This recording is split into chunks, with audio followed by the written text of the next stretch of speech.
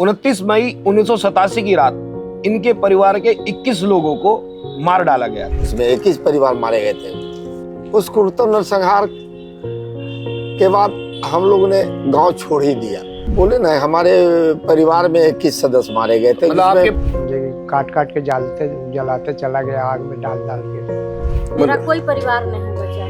रात में पता हुआ था, आए सवेरे तो देखे सब लाश बिछल, सबको गर्दन काटल, सबकी गर्दन काटी थी। सबको काटल। नमस्कार, पांचजन की इस चुनावी सीरीज में इस समय हम हैं बिहार के औरंगाबाद जिले के दलेल चक गांव में। आजादी के बाद सबसे बड़ा नरसंहार माओवादियों ने इसी गांव में किया था।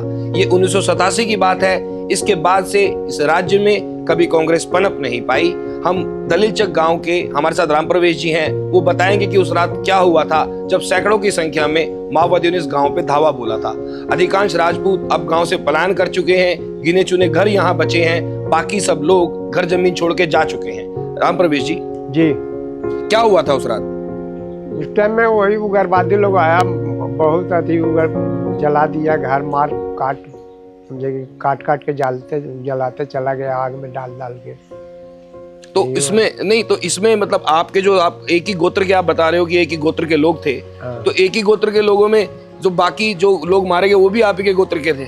ना, हमारे गोत्र के न थे, ये लोग सब एक ही गोत्र के थे। और जो है गांव में सब एक ही गोत्र के। ये तो पूरा घर साफ हो गया है। अच्छा। उनमें कोई परिवार ना, बच्चा से लेकर के औरत से लेकर के बूढ़ा तक सबको मार दिया गया। कितने लोग थे उनके परिवार में? क्या नाम था उनका?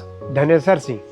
तो कितने लोग थे उनके परिवार में, धनेश्वर जी के परिवार में? उनके 3 लड़के थे, लड़कियां 4-5 थे। मैं लड़कियां न मरे थे।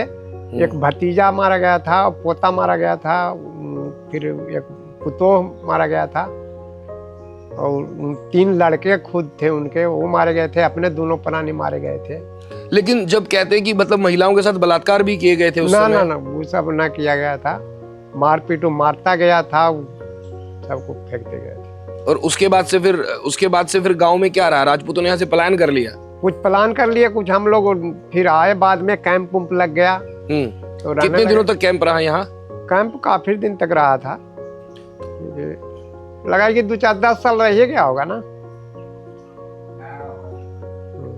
मतलब 4-5 साल तक लगातार यहाँ पे पुलिस रही थी? हाँ। तो उसके बाद फिर लालू का राज आया 1990 से लेकर के और 2005 तक। तब कैसी स्थितियां थी यहाँ पर? स्थिति तो खराब ही रहा है, अब जाकर के सही हुआ है। कब से स्थिति यहाँ पे सही हुआ है? ये जब नीतीश सरकार आया तब सही हुआ है। तो 1990 से 2005 तक भी स्थितियां खराब थी? बहुत ही खराब था। चलना शाम बेड डूबने के बाद कोई दिखता ना था। मतलब गांव देहात में भी लोग नहीं दिखाई देते थे ना। तब किसका यहाँ पे खतरा रहता था आप लोगों को? खतरा वही लोग के, माओवादी का रहता था। तो मतलब 1995 से 2005 तक, हाँ, 15 सालों तक भी नहीं का खतरा था? देखिए, वो लोग नारा लगाते रहते थे, बेड डूबे ही आती करके नारा आ जाते थे, सब नारा लगाते रहते थे। क्या नारा था? वही MCC का आती था नारा। अभी लेकिन चीजें सामान्य है? हाँ, बहुत सामान्य है। अभी कोई डर नहीं किसी भी तरीके का? कोई किसी का कोई डर नहीं। तो इस बार आप लोग किसको सपोर्ट कर रहे हैं यहाँ? सपोर्ट तो देखिए, तो बीजेपी के हम लोग करते हैं सपोर्ट। मेरे साथ भगौरा के रहने वाले विनय सिंह जी हैं। 29 मई 1987 की रात इनके परिवार के 21 लोगों को मार डाला गया था।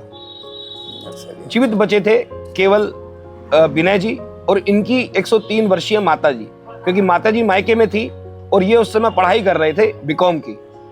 ये आज जब वो आप बीती बताते हैं तो भावुक हो उठते हैं। इनके परिवार में कोई बचा ही नहीं था। दूध मुहे बच्चों को भी नक्सलियों ने मार डाला था। विनय जी उस बारे में बता रहे हैं, वो क्या पूरी कहानी थी, कैसे उस रात हुआ था और इनके परिवार पर उसके बाद क्या बीती, क्या इनका संघर्ष रहा। हम उस समय बीकॉम कर रहे थे रांची से, और इस चलते हम गांव पर थे नहीं। जिस रात्रि में बघौरा कांड हुआ था 1987 में 1987 को, उसमें नक्सलियों के द्वारा ये क्रूरतम नरसंहार किया गया था। एक जाति विशेष को टारगेट किया गया था, राजपूत जाति को, और उसमें हमारे परिवार के करीब सभी सदस्य मारे गए थे। 21 सदस्य मारे गए थे। मेरे अपने चचा जे थे, गोतिया लोग थे, उनकी एक पोती बच गई और एक हम बचे हैं। माँ हमारी बाहर थी, पिताजी बाहर थे, इसलिए बच गए। बाकी लोग करीब करीब सब मारे ही गए, उसमें 21 परिवार मारे गए थे। इस भीषण कुट में हम लोग सिर्फ जाति पर टारगेट करके नक्सलियों को, उनका सिद्धांत भी तो थे ही, वो सब अपना अराजकता फैलाने के लिए कथी उन्होंने किया। कांड के बाद हम लोग औरंगाबाद आ गए, पुलिस का प्रोटेक्शन मिला, यही कलेक्ट्रेट में मेरी नौकरी हो गई और यही हम लोग बस गए। गांव पर जाते हैं आज भी तो वो मंजर अभी भी हम लोग को नज़र आने लगता है। 29 मई को हर साल हम लोग श्रद्धांजलि मनाने जाते हैं, अपने परिवार को, शहीद परिवारों को श्रद्धांजलि देते हैं। उस क्रूरता नरसंहार के बाद हम लोगों ने गांव छोड़ ही दिया और हमारे गांव वाले अन्य जाति के लोग थे, वो दूसरे गांव में जाके बस गए। दलीलचक में कुछ संख्या रह गई है, कुछ है, लेकिन मेरा गांव बघौरा जो है, जो मदनपुर थाने के औरंगाबाद जिला में पड़ता है, वीरान हो गया है। बेचिरागी जिसको कहा जाता है, गांव में कोई नहीं रहता, उस गांव को बेचिरागी कहा जाता है। कौन कौन मारा गया था आपके गांव में? हमारे बोले ना, हमारे परिवार में 21 सदस्य मारे गए थे। मतलब आपके परिवार में कौन कौन उस समय मारा गया था? जैसे हमारे भतीजे थे, बहन थी, भाई थे, चचेरे भाई थे, भतीजे थे, फूआ थी, दादी थी, चाची थी, एक बहन थी हमारी, भगीना था 6 महीना का, उसको भी लोग ने बख्शा। मतलब 6 महीने के आपके भांजे को भी मार दिया? भांजे को भी मार दिया वो लोग। और इसी क्रम में क्या कहा जाए, इस कहते हुए मतलब आंदोलित हो जाते हैं हम इसको, उस मंजर को देख के। अब आज एक हमारी भतीजी है, बची हुई थी, ये अपने दादी के साथ उनके मैके चली गई थी, इसलिए बच गई। हमारे एक भाई और बच्चे हैं, चचेरे भाई बच्चे हैं, जो एक भाई लुधियाना रहते हैं, एक भाई यहीं औरंगाबाद मेरे साथ रहता है। विभत्स मंजर था।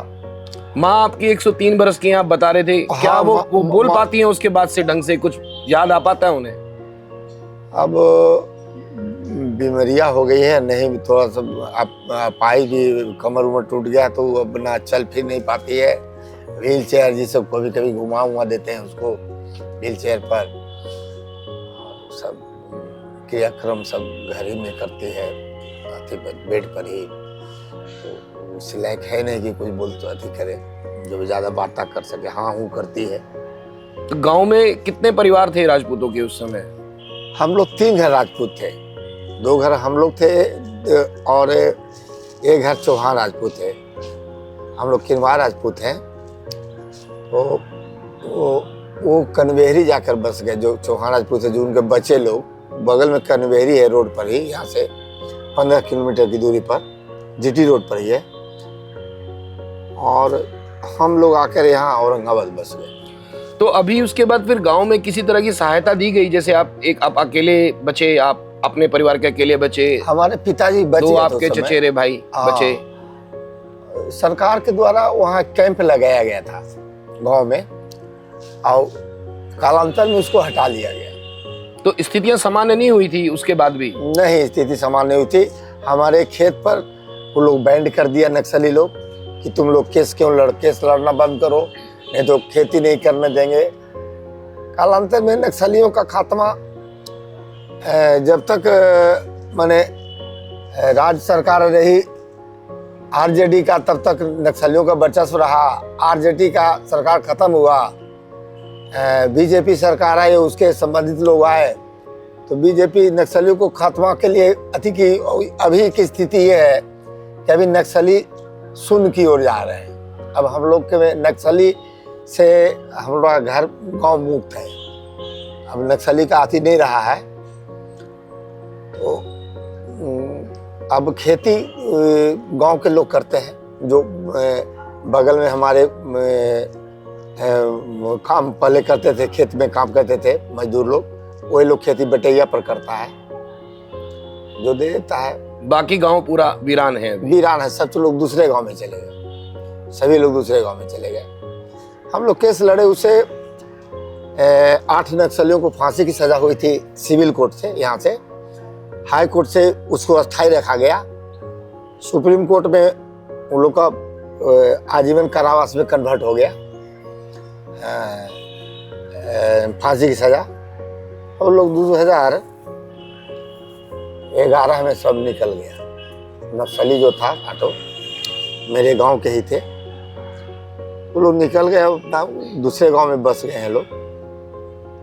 कुछ हैं जिंदा, कुछ मर गए हैं। हमारे पिताजी का भी अभी अति डेथ हो गया है। हमारी माँ है, एक बड़े भाई हैं, एक चचेरा भाई है मनोज, एक भतीजी है हमारी जो अपने दादी के साथ उनके मैके चली गई थी। मतलब आपके परिवार में वही बचा जो उस रात गांव में नहीं था? नहीं था, बाकी जो थे वो बचे नहीं। मतलब जो गांव में था उसमें से बताने लायक कोई ऐसा व्यक्ति नहीं? एक छोटा लड़का बचा था, हमारे छोटे चाचा का, शैलेंद्र सिंह नाम था उसका। आई विटनेस वही था, और उसी के गवाही पर मतलब 8 नक्सलियों को फांसी की सजा हुई थी। एक बीमारी से वो भी चल बसा। मतलब उस रात का कोई ऐसा साक्षी नहीं है जो बता सके कि उसने वो घटना देखी? मतलब जितने भी लोग थे सभी मारे गए, केवल वही बचे जो गांव में नहीं थे? एक भाई था मेरा जो बताता है कि कैसे कैसे सबको बांध रहा था, मार रहा था।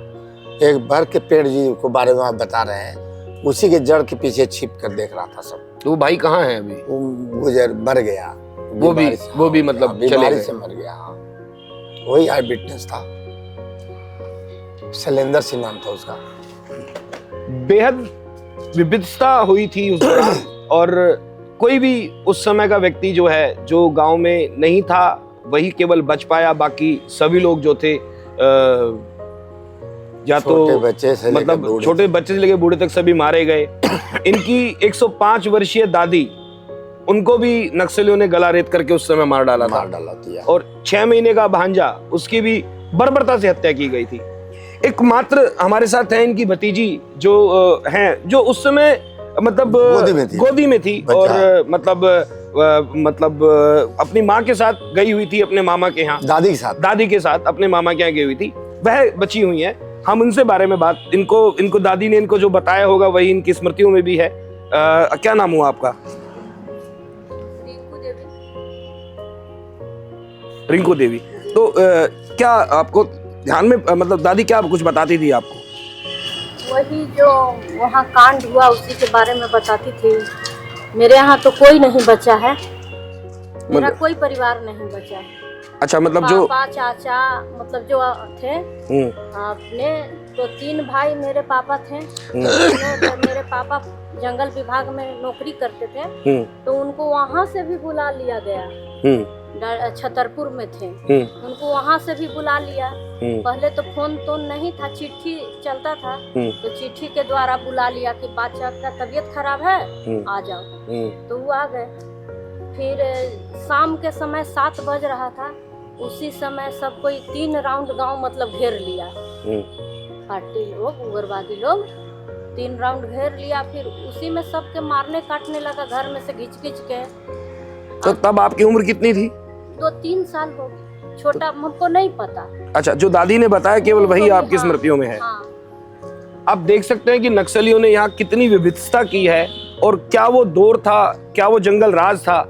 ये 1987 की घटना है। कांग्रेस उसके बाद से यहाँ पनप नहीं पाई। इसके बाद से शुरू होता है लालू प्रसाद यादव का राज, जो चला 1990 से 2005 तक। उसे भी जंगल राज की संज्ञा दी गई। 2005 के बाद से यहाँ स्थितियां सामान्य हैं। लोग अभी खुश हैं कि अब नक्सली गतिविधियां नहीं होती हैं, इस तरह की घटनाएं नहीं होती हैं। लेकिन जिन लोगों के साथ ऐसा हुआ, जिन लोगों ने भुगता, जानता वही है जिस पर बीतती है। इन लोगों का दर्द आज भी वैसा ही है, क्योंकि अपने पूरे परिवारों को खो चुके हैं। समय के साथ मरहम लगाने की, सब जख्मों पे मरहम लगा के इसको भूलने का प्रयास कर रहे हैं। लेकिन जंगल राज का वो दौर भूला नहीं जा सकता है, ना ही कभी भूला जाएगा। राजेंद्र सिंह जी, क्या करते हैं आप? हम तो रिटायर हैं। किस चीज से रिटायर हैं? पुलिस विभाग। क्या उस समय जो 1987 में हुआ था, क्या उस समय हुआ था, आप थोड़ा एक बार बताएंगे? हुआ, पहले वो हित मारा गए थे हाँ, उसके बाद फिर कुछ यादव लोग मारा है। यादव लोग जैसे उठा से छोटा बस्ती था दूगो दलचक वो घर आ, उसी में राजपूत सबको मार दिए। मतलब टोटल राजपूत मार दिए? हाँ, टोटल मारा गया था। तो कितने लोग बचे थे राजपूत? आप भी राजपूत हैं? तो बच गए थे, जो बाहर था वो बच गया, जो यहाँ था मरा गया। मतलब गांव में रहने वाला कोई नहीं बचा? कोई नहीं। आप उस रात थे गांव में? नहीं। तो आप यहाँ से मतलब जब आए तो सब कुछ आए तो सुने कि ऐसा ऐसा हुआ। तो मतलब और आप ही के जो मतलब गोत्र परिवार के अंदर सब कुछ यहाँ पे खत्म हो चुका था एक तरह से? बाबूजी, माँ, चाचा, चचानी सब नहीं। अच्छा, कोई नहीं बचा था? कोई नहीं। सबको मतलब उन लोगों ने रात को मार दिया था? सबको मार दिया। सवेरे रातें में पता हुआ तो आए सवेरे तो देखे सब लाश बिछल, सबको गर्दन काटल। सबकी गर्दन काटी थी? सबको काट दिया। औरतों तक को और बच्चों तक को? औरत को, बच्चों को मार दिया था, बूढ़ा के मार दिया था, किसी को जो मिला उसको सबको मार दिया। अच्छा, जो नहीं मिला वो बच गया, लेकिन जो उस समय मिला? जो मिला सबको मार दिया। फिर पुलिस ने उस समय कोई एक्शन लिया था उस समय? पुलिस तो डरे अबे नहीं किया, पुलिस डर से नहीं आई। मतलब पुलिस आई नहीं थी गांव में? अबे नहीं किया, सुबह आया अगले दिन? अगले दिन। और उसके बाद फिर जो यहाँ के राजपूत थे उनके साथ मतलब उनको कुछ लोग पकड़े गए, न्याय मिला, किसी को नहीं मिला? कौची पकड़ाएगा, जो था किया वो थोड़े पकड़ाया। फिर सब जंगल धर लिया था, पकड़ाया कहाँ? पकड़ाया इन्हें उन्हें आलतू फालतू आदमी धराया। तो आज तक इस केस में कुछ हुआ ही नहीं? कुछ नहीं। आप भी पुलिस में रहे, आप भी कुछ नहीं, कुछ नहीं किया। कुछ का थी हुआ था, सजा हुआ था 20 वर्ष का, 10-14 साल काट के निकल गए। मतलब 58 लोगों को मारने के बाद? हाँ, जितने भी लोगों को सजा हुई सब सजा। और वो भी आप कह रहे हैं कि जो असली अपराधी नहीं थे जिनको सजा हुई? नहीं, असली धराया का धर में नहीं, कहीं जगरे सगरे धर के अपन। तो अब गांव में कितने राजपूतों के परिवार बचे हैं यहाँ? के बच गया है, 2-4 को बच गया है, तो सब बाहर धैले हैं, यहाँ कोई है भी नहीं। मतलब दलेल चक में 2-4 बचे? बस 2-4। और भगोरा जो गांव है नजदीक वाला 1 किलोमीटर टोटल छोड़ दिया। तो अभी भगोरा में मतलब कोई नहीं है? कोई नहीं, सब बाहर रहता है, कोई नहीं रहता। मेरे पीछे जो आप घर देख रहे हैं आज ये वीरान है, खंडर हो चुका है। कभी यहाँ चहल पहल हुआ करती थी। यहाँ के बाशिंदों ने बताया कि एकमात्र ये पक्का घर था जो यहाँ हुआ करता था। जिस रात ये घटना हुई, इस घर में शादी थी, इस घर के सभी लोगों को मार दिया गया। आज ये घर वीरान पड़ा हुआ है, यहाँ रहने वाला कोई नहीं है। बाकी लोग भी यहाँ से लगभग पलायन कर चुके हैं। कुछ नए घर बने हैं जिनमें कुछ लोग रहते हैं, बाकी अधिकतर लोग यहाँ के राजपूत समुदाय के माओवादियों द्वारा किए गए हत्याकांड के बाद यहाँ से छोड़ करके चले गए हैं।